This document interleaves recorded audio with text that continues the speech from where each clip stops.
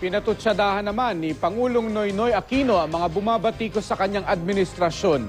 Ginawa niya yan sa kanyang talumpati sa pagdiriwang ng National Heroes Day sa libingan ng mga bayani sa Taguig City. Makibalita tayo kay Jennifer Solis. Bumisita si Pangulong Noynoy Aquino sa libingan ng mga bayani sa Taguig City. Nag-alay siya ng bulaklak sa dambana ng mga bayani.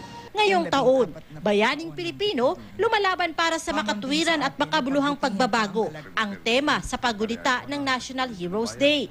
Kinilala ng Pangulo ang mga sakripisyo ng ating mga bayani para maging malaya sa pananakop ang Pilipinas, pati na rin ang mga ordinaryong mamamayan, gaya ng mga guro at sundalo. Sa ngalan ng sambayan ng Pilipino, maraming salamat po sa inyong lahat.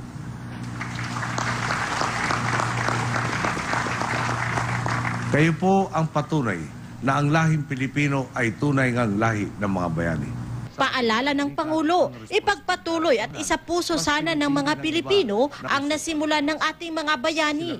Di naman niya pinalagpas ang pagkakataong ito para patutsadahan ang mga patuloy na bumabatikos sa kanyang administrasyon. Wala nang mananakop, wala nang digmaan, wala nang batas militar.